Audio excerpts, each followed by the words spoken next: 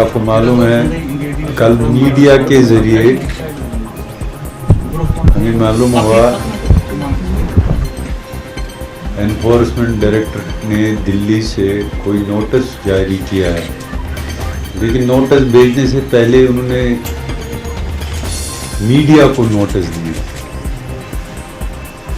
ابھی تک بھی ہم نے کوئی نوٹس ریسیو نہیں کی، کیونکہ اس کیس کے حوالے سے آپ میں سے بیشتر لوگ شاید اس وقت اسٹوڈنٹ رہ چکے ہوں گے، کیونکہ 16 سال پہلے کی بات ہے،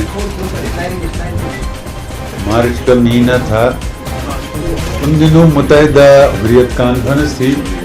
متحدہ حریت کانفرنس میں کیونکہ اسی سال الیکشن ہونے والا تھا 8-9 مہینے کے بعد، تو متحدہ حریت کانفرنس نے، کیونکہ میں امریکہ سے واپس آیا تھا علاج کر کے، متحدہ حریت کانفرنس نے ہندوستان ہر جگہ جہاں پر بھی بات کرنے کے لیے جاتا تھا کہ متحدہ حریت کانفرنس کے پاس ریپریزنٹیٹیو کریکٹر نہیں ہے۔ متحدہ حریت کانفرنس نے ایک فیصلہ کیا کہ ہم پارلر الیکشن کمیشن بنائیں گے، تو یہاں کشمیر میں ایک ریپریزنٹیٹیو الیکشن کرایا گیا۔ حالانکہ جو اس میں ہم نے چیف الیکشن کمیشن مقرر کیا تھا وہ ایک ہندوستانی ہی سول سوسائٹی سے تعلق رکھنے والے، جنہوں نے ہیومن رائٹس کے حوالے سے بہت کام کیا تھا، تپن بوس تھا نام اس کا، اس کو نامزد کیا تھا۔ لیکن جو ہی اس کی اناؤنسمنٹ ہوئی، ہندوستان کی ہر ایک سیاسی پارٹی نے الگ الگ پریس کانفرنس سے کر کے اس کے خلاف بیانات جاری کر دیے۔ کیونکہ میں دلی میں تھا، میرا دلی میں کیس تھا، تو دلی میں ہی مجھے پتہ چلا کہ حکومت ہندوستان کے جو تیور ہیں وہ بہت خطرناک ہیں اور ہمیں شاید جیل جانا ہے۔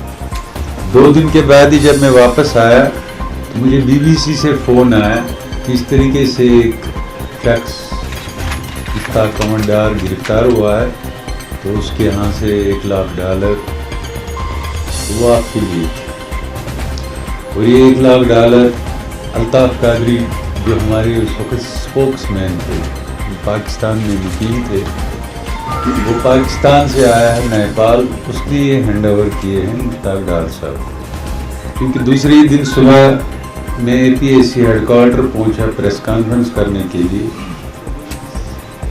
تو پریس کی موجودگی میں ٹاسک فورس اور پولیس آئی، جنہوں نے مجھے پریس کانفرنس کرنے سے بھی روک لیا اور مجھے گرفتار کر لیا۔ اس کے بعد کوٹا کے تحت ہمارے خلاف کیس درج کیا گیا۔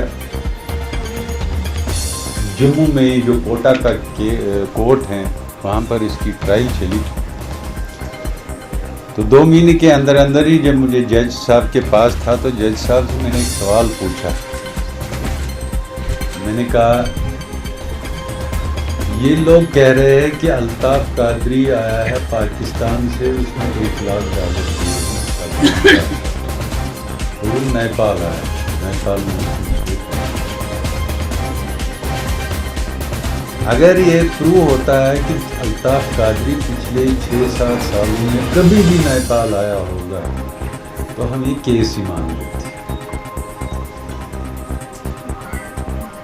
پھر میں نے اس نے سوال پوچھا کہ فیک پاسپورٹ پہ بھی لوگ آتے ہیں، میں نے کہا یہ بھی سچ ہے، فیک پاسپورٹ پہ انسان آ سکتا ہے، فیک نام پہ انسان آ سکتا ہے، لیکن اس میں اس کو اپنا فوٹو رکھنا ضروری ہے، فیک فوٹوگراف پہ انسان نہیں۔ نیپال کے ساتھ آپ کے تعلقات ہیں، آپ نیپال کی امیگریشن چیک کر لیجیے، یہ تو پہلے دیکھ لیجیے کہ یہ الطاف قادری آیا تھا نا۔ میں حکومت ہندوستان تک صرف یہ بات پیش کرنا چاہتا ہوں کہ یہ نوٹ سے جس میں دھمکی ہے کہ آپ کو جیل جانا ہے، تہاڑ جیل، اس سے ہمارے سپرٹ ختم نہیں ہو سکتا، بلکہ اللہ گواہ ہمارا سپرٹ بڑھ جاتا ہے۔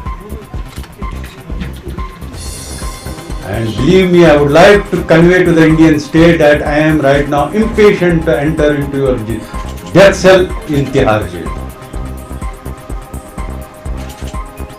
ہمارا لیڈر شہید اعظم محمد مقبول بٹ جس نے ہمیں پھانسی کے پھندے پہ چڑھنا سکھایا. ایک فریڈم فائٹر کے لیے تحریک آزادی اس کا عشق ہوتا ہے. ہندوستان کے ہوم منسٹر صاحب نے کہا ہے کہ 2022 میں یہاں تحریک کا کوئی وجود نہیں ہو. وہ یہی سمجھتے ہیں خوف دہشت سے یہ سارے لوگ سرنڈر کریں گے.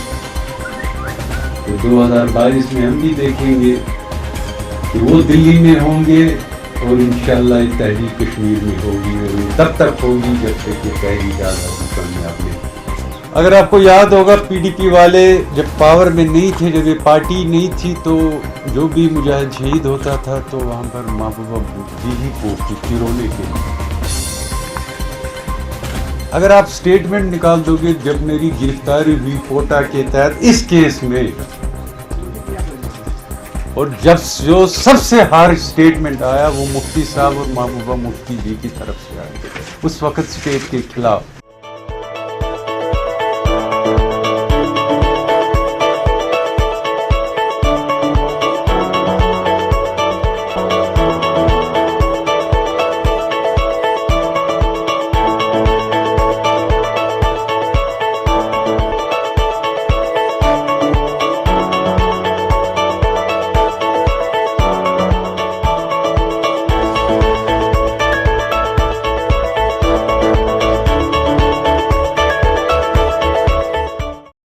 This news is brought to you by Hotel CS2, where quality rules.